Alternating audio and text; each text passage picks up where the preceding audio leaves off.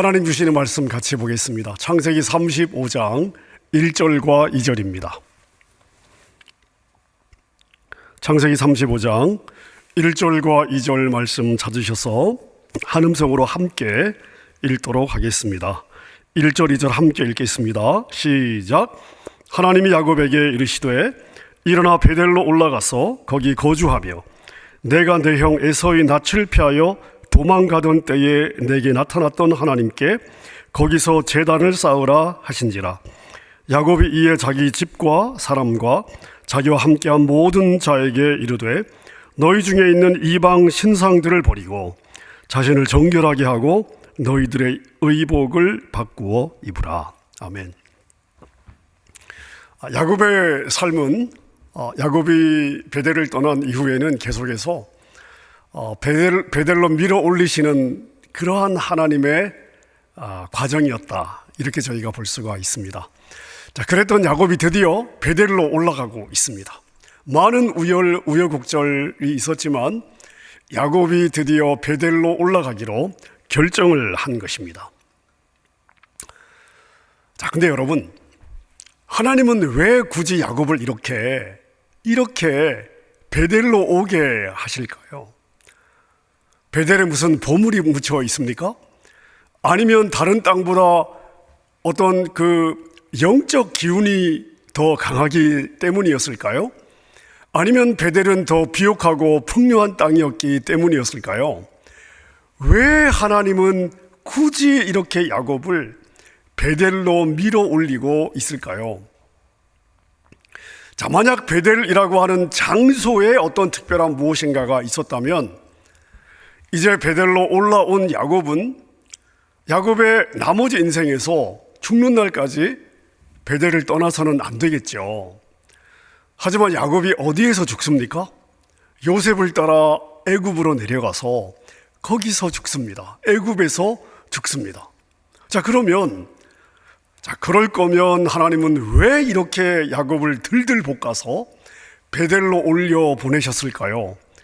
왜 세겜은 아닙니까? 왜 숫곳은 안 됩니까? 왜 하란은 안 되는 것일까요?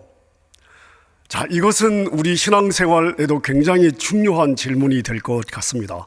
왜 베델이어야 하는가? 굳이 하나님은 왜 야곱을 굳이 베델로 올라가게 하시려고 이렇게 밀고 계신가? 자, 이유는 무엇인가 하면 하나님께서 베델에서 야곱과 언약을 세웠기 때문입니다. 이 베델이 왜 중요하냐면 하나님과 야곱이 언약을 세웠던 장소이기 때문에 중요한 것입니다. 자, 그 언약을 세웠던 그 베델에서 하나님이 야곱에게 하셨던 약속이 있습니다. 내가 너를 반드시 베델로 돌아오게 하겠다. 하나님이 야곱에게 약속을 하신 거예요. 자, 그래서 야곱은 반드시 베델로 가야 되는 것입니다. 만약 이 하나님의 언약만 아니었다면 사실 숫곳이든 세겜이든 외삼촌이 살고 있었던 하란이든 사실은 아무 상관이 없는 것이죠. 하지만 야곱은 반드시 베델로 올라가야 합니다.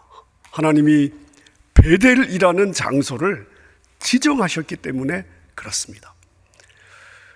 자, 오늘 저희가 이 부분을 좀 더 살펴보도록 하겠습니다. 여러분, 이 베델을 보는 시각이 좀 달라요.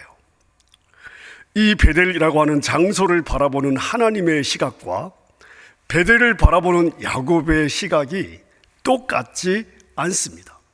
무슨 말인가 하면 하나님은 반드시 야곱을 베델로 올라오게 하겠다고 약속을 하셨어요. 그리고 야곱을 베델로 밀어 올리십니다. 하지만 야곱은 이 베델을 그렇게 중요하게 생각하지 않습니다. 자, 야곱이 하나님이 약속하신 베델을 중요하지 않게 생각했다는 것은 무엇을 보여주는 것일까요? 야곱이 하나님과의 언약을 하나님이 생각했던 언약의 중요성만큼 중요하게 생각하지 않았다는 것입니다. 다시 말씀드리면 야곱이 하나님과의 언약을 소중하게 여기지 않았다는 것은 야곱이 자신의 삶에서 하나님을 그렇게 소중하게 여기지 않았다는 이야기가 되는 것입니다. 여러분도 그렇지 않습니까? 나에게 중요한 사람이면요, 나는 먼저 그 사람의 말을 경청합니다. 그리고 그 사람의 말을 듣습니다. 하지만 나에게 중요하지 않은 사람이라면 내가 굳이 그 사람의 말에 신경 쓸 이유가 없습니다. 그냥 들어도 되고 듣지 않아도 되는 것이죠. 똑같습니다. 자, 무슨 말인가 하면 야곱의 전체 인생은 하나님과 어떤 약속을 했느냐, 이게 그렇게 중요하지 않았습니다. 그럼 야곱에게 중요했던 것은 무엇일까요? 내 목표는 무엇이냐? 나는 어떻게 생존할 것이냐? 나는 어떻게 내 목표를 이룰 것이냐? 야곱에게는 이것이 가장 중요했습니다. 하나님이 왜 야곱의 삶에 쳐들어가서 이토록 씨름을 하고 있을까요? 이것은 하나님을 소중하게 생각하지 않고 자신의 계획과 목표를 위해 살아가는 야곱을 꺾기 위해서였습니다. 베델은 그 과정에서 야곱의 중심이 어디 있는지를 보여주는 도구였던 것입니다. 자, 그럼 우리는 이것을 보면서 무엇을 배울 수 있을까요? 자, 우리 성도들의 인생은 한마디로 하나님의 언약에 의해서 움직이는 인생입니다. 자, 그럼 하나님과 우리의 언약은 무엇입니까? 성경이 계속해서 언약이라고 하는 단어를 사용하고 있고, 저도 이 야곱도 창세기를 다루면서 언약이라는 단어를 계속 쓰고 있는데요, 이 언약은 약속이란 말입니다. 하나님과 우리 안에 약속, 깨어질 수 없는 약속. 자, 그럼 하나님과 우리 사이에 절대 깨어질 수 없는 언약의 내용은 무엇입니까? 자, 언약의 내용은 창세기에서 계속해서 우리에게 보여주고 있는 하나님과 하나님의 백성들과의 언약의 내용은 무엇인가 하면요, 나는 너의 하나님이 되고 너는 나의 백성이 될 것이다. 나는 너와 너의 자손들의 하나님이 되고 너와 너의 후손들은 나의 백성이 될 것이다. 이게 바로 언약의 내용입니다. 여러분, 우린 아담의 후손이에요. 자, 근데 아담과 아담의 후손인 우리 죄인들의 특징이 무엇인지 아십니까? 내가 하나님 되겠다입니다. 그래서 죄인들은요, 누군가가 자기 인생에 끼어들어와 자기 인생 간섭하는 거 정말 싫어합니다. 자기의 인생이 누군가의 통제를 받는 것을 가장 싫어합니다. 이게 죄인의 특징입니다. 자, 그런데 하나님은 우리의 하나님이십니다. 하나님은 우리의 하나님이 되시기로 작정하신 분이십니다. 자, 이건 하나님이 우리에게 주신 언약입니다. 하나님이 절대 거짓말할 수 없고 두말할 수 없는 하나님의 성품이고 약속을 반드시 지키시는 하나님이신데, 하나님이 우리의 하나님이 되시는 건 하나님과 우리 사이의 언약입니다. 내가 너의 하나님이라는 거예요. 내가 너의 하나님이야. 너가 아니야. 네가 네 인생의 주인이 아니야. 내가 너 인생의 주인이야. 너는 내 백성이야. 자, 그러니까 하나님은 반드시 우리의 하나님이 되셔야 됩니다. 자, 그런데 인간의 독립성은요, 인간의 죄성은요, 독립성으로 나타나는데, 이 독립성은 무엇입니까? 하나님이 자기의 하나님이 되는 거 좋아하지 않습니다. 거부하는 거예요. 내가 나의 하나님이 되겠다는 것이죠. 자기가 자신의 하나님이 되기를 원합니다. 이게 죄인이죠. 자, 여러분, 너무 다르지 않습니까? 자, 이 지점이 하나님이 우리의 삶에 치고 들어오시는 부분이 되는 것입니다. 하나님의 전쟁은 어떤 전쟁이냐 하면, 나는 반드시 너의 하나님이 될 거야. 우리는요, 내가 내 인생 살아갈 거예요. 내가 내 하나님으로 내가 내 인생의 주인할 거예요. 여러분, 이 차이 보이시죠? 자, 그래서 하나님이 우리의 삶에 치고 들어오시는 것은 바로 이 부분인데, 하나님의 전쟁은 바로 자기가 하나님 되려고 하는 인간의 그 에고, 그 인간의 자아와의 싸움입니다. 하나님은 베델을 설정해 놓으시고 베델이라고 하는 기준을 하나 설정해 놓으시고요, 우리를 반드시 그 베델에 세우십니다. 그리고 우리를 베델에 세우시는 과정에서 하나님은 베델을 무시하고 살기를 원하는 인간의 자아, 하나님께는 베델이 중요할지 모르지만 나에게는 베델이 중요하지 않아요. 내가 왜 굳이 베델까지 가야 됩니까? 이게 우리의 자아인데, 하나님은 하나님이 설정해 놓은 그 베델에 우리를 세우시기 위해서 우리의 자아를 꺾으시는 거예요. 하나님은 우리의 하나님이 되시기로 작정한 분이십니다. 그래서 우리가 하나님과의 언약을 존중히 여기지 않고 내 생각으로 내 인생을 살고자 하면 하나님은 반드시 우리를 꺾으시고 기어코 우리의 하나님이 되신다는 것을 우리가 기억해야 되겠습니다. 성경은 여러 곳에서 하나님은 전쟁을 하시는 분이다 이렇게 말씀을 하십니다. 하나님은 전쟁을 하시는 분이십니다. 많은 사람들은 하나님이 그럼 싸우는 대상은 누구냐? 당연히 사탄이다, 마귀의 세력이다 라고 생각을 합니다. 여러분, 틀리지 않습니다. 자, 그런데 마귀는요, 홀로 존재하는 어떤 단일한 존재가 아니에요. 마귀는 어떤 세력을 대표하는 존재입니다. 자, 근데 어떤 세력이냐? 하나님을 대적하고 하나님의 말씀에 순종하지 않으며 스스로 왕으로 살고 싶어하는 모든 피조물들, 여러분, 이 피조물들이 다 마귀의 세력입니다. 마귀는 이런 전체 피조물, 하나님의 왕권을 인정하지 않고 하나님을 대적하고 자기가 왕으로 살고 싶어하는 이 전체 피조물을 대표할 뿐입니다. 그런데 이 마귀의 세력권 안에 구원받기 전 우리의 옛사람이 포함되어 있습니다.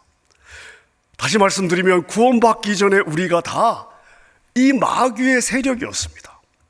하나님 인정하지 않았어요? 내가 나의 하나님으로 내가 내 인생을 살고자 하지 않았습니까? 다 마귀의 세력이었습니다. 이미 구원받았지만 우리의 옛사람은 이 마귀의 세력권 안에 있었던 것입니다. 자, 우리가 예수님을 믿고 하나님의 자녀가 되었습니다. 구원을 받았습니다. 자, 이제 우리가 하나님의 자녀가 아닙니까? 자, 그런데 구원받았음에도 불구하고 하나님의 자녀가 되었음에도 불구하고 우리의 옛사람은 여전히 마귀의 세력권 안에 머물고 있습니다. 여러분, 아닌 것 같습니까? 여러분이 온전한 순종을 하나님께 드리십니까? 분명히 여러분의 신분은 하나님의 자녀입니다. 자, 그런데 너무나 많은 경우에 여러분이 여러분의 왕노릇 하고 있지 않습니까? 우리의 옛사람이란 말이죠. 우리의 옛사람은 여전히 마귀의 세력권 안에 머물고 있는 것입니다. 자, 근데 하나님은요, 자신이 구원한 우리 하나님의 백성들의 하나님이 되기로 언약을 하셨기 때문에 절대 그 자녀를 포기할 수 없습니다. 그래서 하나님은 그들의 인생에 깊숙이 개입하셔서 마귀의 세력권 안에 남아있는 자기 백성들의 그 옛사람을 벗겨내는 전쟁을 하시는 것입니다. 자, 그런데 야곱을 보십시오. 야곱은 자신에게 남아있는 모든 힘을 동원해서 하나님의 뜻을 거스리고 자신의 뜻과 계획을 이루려고 합니다. 그래서 어떻게 해서든지 베델로 올라가지 않으려고요. 베델로 방향은 틀었는데 베델로 올라가지 않습니다. 숲곳에 장막을 치고, 그리고 베델로 올라가나 싶었더니 방향은 분명히 베델인데 베델까지 안 가고 베델 앞에 있는 세겜에 자리를 잡습니다. 베델 근처까지는 가는데요, 베델에는 올라가려고 하지 않습니다. 그리고 하나님은 그런 야곱과 전쟁을 하시는 거예요. 우리가 야곱의 인생을 보면 많은 사건들이 있습니다. 형 에서와의 불화, 경쟁, 외삼촌과의 갈등, 그리고 결별, 딸의 강간 사건, 아들들이 세겜 사람들을 살육하는 사건, 야곱의 인생을 보면 참 다사다난하는 많은 일들이 있습니다. 자, 근데 여러분, 사실 야곱은요, 눈에 보이는 그런 사건들과 씨름하는 것이 아니에요. 그런 사건들을 통해서 자신을 베델로 올리시려는 하나님과 씨름을 한 것입니다. 그리고 결국 하나님께 패배해서 베델로 밀려 올라가게 된 거죠. 이게 바로 우리의 신앙생활입니다. 결론적으로 말씀을 드리면요, 하나님은 이 땅에서 태어난 모든 죄인들과 전쟁을 하셔요. 그리고 그들의 죄를 반드시 멸하시는데, 우리 여호와의 전쟁은 두 종류로 나눌 수가 있습니다. 한 종류는요, 종말의 지옥에 던져질 사단의 세력과의 전쟁입니다. 이 사단의 세력은 종말에 하나님이 예비하신 저 무저갱 지옥에 떨어지게 될 것입니다. 자, 근데 하나님이 싸우시는 또 하나의 전쟁이 있습니다. 누구와의 전쟁이냐면, 구원을 받아 하나님의 백성이 되었지만 여전히 자기의 옛사람과 더불어 살아가는 하나님의 백성들과의 씨름입니다. 하나님은 이 씨름, 이 전쟁을 통해서 하나님의 백성들 안에 남아있는 지옥 갈 옛사람의 성품들, 옛사람의 속성들을 자기 백성들 안에서 몰아내시는 거예요. 우리는 다 천국 갈 하나님의 백성들이기 때문에 지옥에 떨어질 사단의 세력권 안에 있는 우리의 옛사람들, 이 옛사람들을 반드시 천국에 가기 전에 털어내야 되는데, 여러분, 그래서 하나님의 백성들은 예외 없이 자기의 옛사람과 싸우시는, 나의 옛사람과 싸우시는 하나님과의 전쟁을 치러내야 되는 것입니다. 그리고 옛사람을 벗어버리는 과정을 통해서, 야, 죄악이 이렇게 무서운 것이구나, 세상엔 나에게 하나님을 대적하는 이런 나의 견고한 자아가 있었구나. 여러분, 사단의 속성, 하나님을 대적하고 자기가 왕이 되려고 하는 이 사단의 속성이 하나님의 백성된 내 안에도 있었다는 것을 보며 죄의 실체를 알게 되는 것입니다. 그리고 그러한 죄를 향해 씨름하며 들어오시는 하나님의 징계를 경험하면서 죄를 향한 하나님의 진노가 얼마나 무서운지를 알게 되는 것입니다. 배우게 되는 것입니다. 자, 그러면서 옛사람의 옷을 하나씩, 둘씩 벗게 됩니다. 자, 따라서 하나님의 전쟁의 대상은 결국 누구입니까? 바로 내 자신이 되는 것입니다. 힘든 전쟁입니다. 옛사람의 옷을 벗는 전쟁은요, 결코 쉽지 않습니다. 하지만 이 전쟁이 끝나면 어떻게 될까요?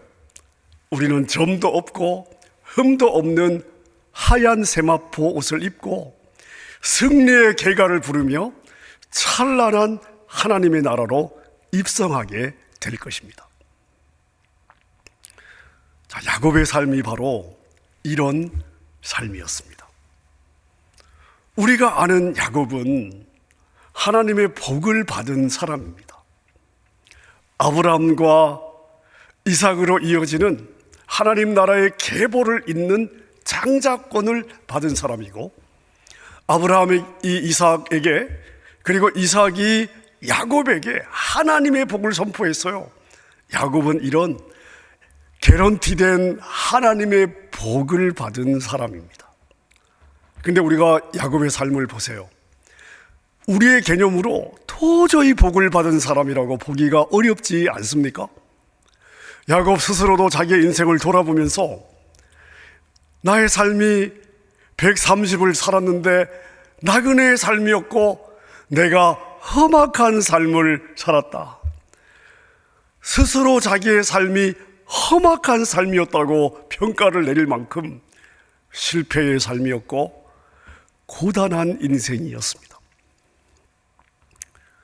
수많은 실패와 실수와 오류와 게으름을 폭로당하면서 야곱의 삶은 계속해서 하나님의 징계를 받습니다.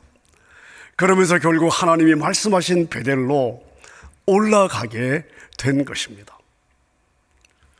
자신의 힘과 꾀를 의지해 자기의 행복을 추구하던 그런 야곱이 하나님의 말씀을 듣는 자로 그렇게 변화된 것이죠. 여러분, 이게 바로 성도들의 목적지입니다. 자, 야곱이 베델로 올라가면서 어떤 일이 있었는지 저희가 오늘 창세기 35장을 다 읽지는 않았지만 한번 저희가 몇 구절만 읽어보도록 하겠습니다. 자, 3절과 4절 제가 한번 읽겠습니다. 이제 베델로 올라가는 장면이죠. 우리가 일어나 베델로 올라가자. 내 환난 날에 내게 응답하시며 내가 가는 길에서 나와 함께 하신 하나님께 내가 거기서 제단을 쌓으려 하노라 하매. 4절입니다. 그들이 자기 손에 있는 모든 이방 신상들과 자기 귀에 있는 귀고리들을 야곱에게 주는지라. 야곱이 그것들을 세겜 근처 상수리 나무 아래에 묻습니다. 자, 지금 이 장면은 어떤 장면인가 하면요, 이제 자기의 삶을 치고 들어온 하나님과의 씨름에서 야곱이 지금 항복을 하고 있는 장면입니다. 하나님과의 씨름에서 야곱이 이제 자기를 내려놓는 장면입니다. 자기를 포기하고 순종하기로 결단하는 바로 그러한 장면입니다. 자, 그러면서 야곱과 야곱의 가족들은 그동안 자신들이 함께 더불어 살아왔던 옛사람, 오늘 본문에 보니까 모든 이방 신상과 귀고리, 이런 우상들을 땅에 묻고 하나님께 순종하는 새 사람으로 옷을 갈아입습니다. 자, 근데 여러분, 이렇게 우상을 버리고 이제는 하나님께 항복하고 순종을 결단하면서 야곱의 삶에, 야곱의 가족의 삶에 어떤 일이 지금 일어나기 시작합니다. 주변의 모든 방해물들이 사라지고 그들이 마침내 도달하려던 베델 땅에 도착하게 됩니다.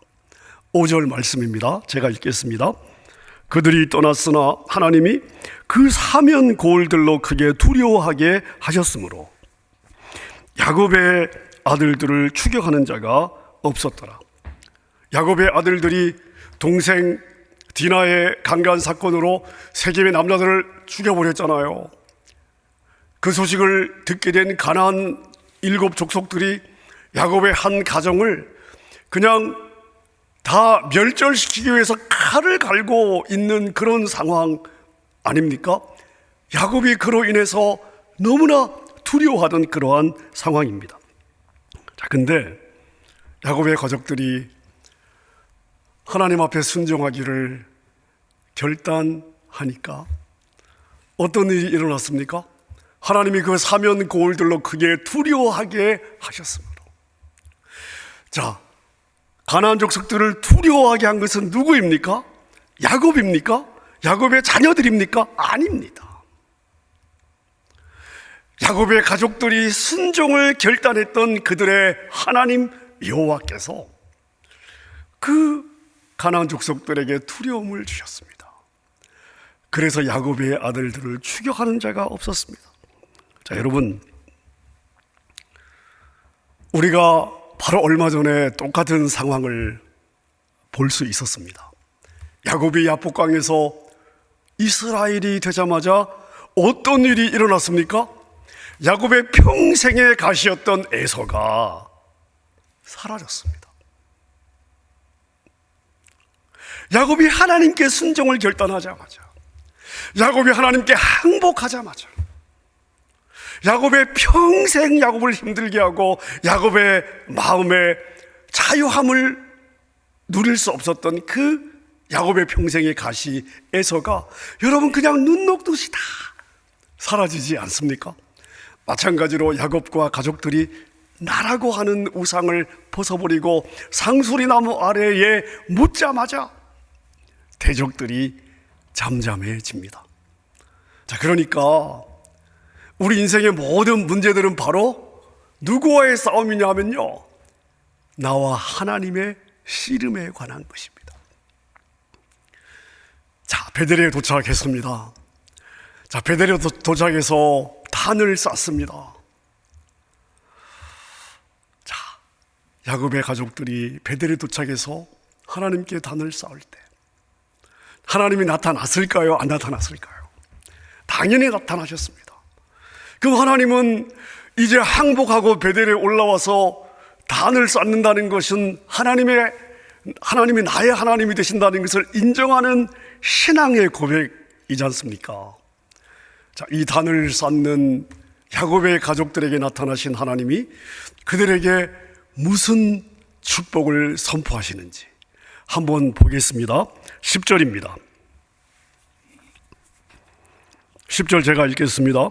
하나님이 그에게 이르시되 너의 이름이 야곱이지만 너의 이름을 다시는 야곱이라 부르지 않겠고 이스라엘이 너의 이름이 되리라 하시고 그가 그의 이름을 이스라엘이라 부르시고. 자, 야곱이 이스라엘이 되었습니다. 하나님이 이 자리에서 다시 한번 야곱의 이스라엘 됨을 선포하십니다. 그 다음 11절 보십시다. 하나님이 그에게 이르시되 나는 전능한 하나님이라 생육하며 번성하라. 한 백성과 백성들의 총회가 너에게서 나오고 왕들이 너의 허리에서 나오리라. 자, 여러분 보세요. 생육하고 번성하라, 창조 명령입니다. 자, 그런데 그 말씀을 하신 후에 뭐라고 말씀하십니까? 한 백성과 백성들의 총회가 야곱 너에게서 나오게 될 것이다. 왕들이 그 허리에서 나오게 될 것을 확인해 주십니다. 12절 보십시오. 내가 아브라함과 이삭에게 준 땅을 너에게 주고 내가 너의 후손에게도 그 땅을 주리라. 자, 하나님이 아브라함과 이삭에게 땅 주겠다고 약속하셨어요. 그 땅을 야곱에게도 주고 그뿐 아니라 야곱의 후손들에게도 그 땅을 다 주시겠다고 약속을 하십니다. 자, 여러분들이 아마 놓쳤을 것 같습니다. 아마 여러분들이 주목하지 못했을 것 같은데요. 10절, 12절, 11절, 12절을 읽어보시면 여러분 표현을 잘 보셔야 돼요. 야곱 보고 너 이거 해라, 너 이거 해야 돼? 가 아닙니다. 야곱이 항복하고 하나님께 순종을 결단하고 내가 더 이상 나의 하나님이 아니라 하나님이 나의 하나님입니다 라고 주님 앞에 항복할 때에 하나님께서는 내가 너에게 이런 복을 줄 거야, 이렇게 약속하고 있습니다. 자, 여러분, 사실은 10절, 11절, 12절에 나오는 이 축복들이 지금 이 창세기 35장에 처음 나타나는 축복의 표현이 아니죠. 아브라함, 이삭 때부터 계속해서 하나님이 약속하셨던 복의 내용입니다. 자, 그런데 왜 갑자기 이 복의 약속이 지금 이 베델에서 반복되고 있을까요? 지금 이 베델이 어떤 장소입니까? 지금 이 상황이 어떤 상황입니까? 자, 그동안 하나님이 자기 백성들과 씨름을 하셨습니다. 자, 그런데 그 전쟁에서, 그 씨름에서 하나님이 이기셨어요. 승리하셨습니다. 기어코 하나님이 자신의 주인됨을 거부하고 내가 나의 행복을 위하여 내 인생 살겠다고 했던 야곱을 꺾으시고 순종하는 자로 기어코 베델에 올려놓으셨습니다. 야곱을 자기의 교만을 내려놓고 하나님께 순종하는 자로 만드셨습니다. 여러분, 하나님께서 이 축복의 약속을 지금 인간이 항복한 바로 그 지점, 하나님이 승리한 이 지점에서 선포하고 있다는 것을 우리가 볼 수 있어야 합니다. 내가 나의 힘으로 너를 이 언약의 땅 베델에 밀어 올렸던 것처럼 생육과 번성과 그리고 정복이라고 하는 이 복도, 내가 너의 조상들에게 준 이 땅에 대한 모든 복도, 이제 내가 나의 능력으로 내가 반드시 너에게 약속된 대로 이룰 것이다. 아멘입니까? 여러분, 과거에는요, 야곱이 자기가 이걸 하려고 했잖아요. 자기가 해야 되는 줄 알고, 그래서 자기가 자기의 왕이 되고 자기가 계획 세우고 그러다가 이 고단한 삶을 살았지 않습니까? 자, 근데 꺾이고 하나님께 순종을 결단하자마자 하나님은 뭐라고 말씀하십니까? 내가 그거 다 해줄게. 너 할 필요 없어. 너는 나한테 순종만 해. 여러분, 이것이 바로 언약입니다. 이 약속 안에는요, 하나님의 전쟁에 의해서 베델로 입성하게 된 야곱의 전 인생이 들어있고, 야곱과 같은 인생을 살아가게 될 하나님의 백성들의 전체 인생이 다 이 안에 들어있다고 할 수 있습니다. 말씀을 정리하겠습니다. 하나님은 이렇게 자기 백성들에게 복을 주고 싶어 하시는 분이십니다. 하나님은 하늘의 신령한 복과 땅의 모든 기름진 복을 아낌없이 자기 자녀들에게 주고 싶어 하십니다. 자, 그런데 하나님이 이 복을 주기 위해서는 받는 우리의 그릇이 준비가 되어야 됩니다. 내 안에 내가 있으면 안 돼요. 내 안에 나의 죄성이 살아있으면 안 됩니다. 내 안에 나의 옛사람이 나를 주장하면 안 되는 거죠. 우리의 자만, 우리의 교만, 우리의 자존심, 우리의 자아가 꺾여야 합니다. 하나님은 우리에게 복을 주고 싶어 하시는 분이신데, 이게 돼야 우리에게 복을 주실 수 있기 때문에 하나님은 우리를 꺾기 위해서 우리를 몰아가시는 거예요. 우리의 자아와 싸우시는 것입니다. 우리의 교만을 꺾기 위해서 우리의 삶에 수많은 실패와 실수들을 허락하시고, 그 과정에서 우리가 스스로 나의 한계 앞에 꺾이고 하나님께 굴복하는 자가 되게 하시는 것입니다. 여러분, 그래서 성도들의 삶은 실패의 연속이요, 실수의 연속이요, 넘어짐의 연속입니다. 이 과정을 통해서 하나님은 우리가 하나님께 순종하는 자로 만드시고 하나님의 복을 담을 그릇으로 만들어 가십니다. 여러분, 그래서 우리 인생에는요, 우리의 실수도 복이고 실패도 복입니다.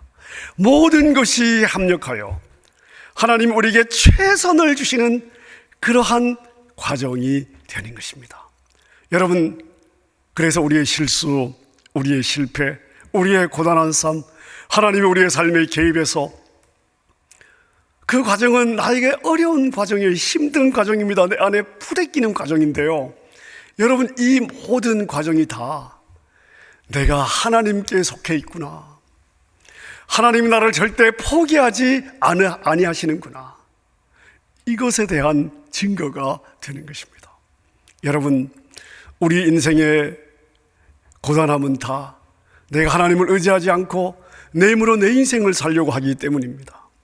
하나님은 나에게 복을 다 주셨다고 선포하셨는데 왜 내 인생은 아직 그 복을 누리지 못하며 살고 있을까요? 아직 내 안에 내가 너무 살아있기 때문에 그렇습니다. 하나님은 여러분의 하나님이 되기로 작정하셨는데, 여러분이 여러분 인생의 하나님이 되고자 하니 하나님이 여러분의 인생을 치고 들어오시는 것입니다. 하나님이 여러분의 인생과 싸우시겠다는데, 씨름하시겠다는데 어떤 인생이 편안한 인생이 되겠습니까? 하지만 여러분, 실패와 실수가 반복된다면, 여러분의 삶에 이 실수와 실패가 계속해서 반복되고 있다면 우리는 무엇을 결단해야 되겠습니까? 하나님 앞에서 내 자신을 돌아봐야 되는 거죠. 내가 하나님께 아직 굴복하지 못한 나의 자아는 어떤 부분인가? 나의 여전히 교만이 살아있는가? 여러분, 우리가 얼른 주님 앞에 항복해야 되는 것입니다. 사랑하는 여러분, 여러분의 자아를 버리고 교만을 버리고 자만을 버리고 겸손하게 순종의 삶을 결단할 수 있기를 바랍니다. 늘 온전히 주님만을 의지할 수 있기를 바랍니다. 하나님이 여러분과 더 이상 씨름할 것이 없게 된다면 고단한 인생의 삶은 이제 끝이 나고 하나님께서 약속하신, 그리고 하나님이 너무나 주고 싶어 하시는 하나님이 예비하신 복을 누리는 삶, 편안한 인생으로 변화되게 될 것입니다. 뻑뻑했던 삶이 부드러운 삶, 형통한 삶으로 바뀌게 될 것입니다. 여러분에게 가시였던 애서는 눈 녹듯이 사라지고 하나님이 약속하신 복이 여러분의 삶에 펼쳐지게 될 것입니다.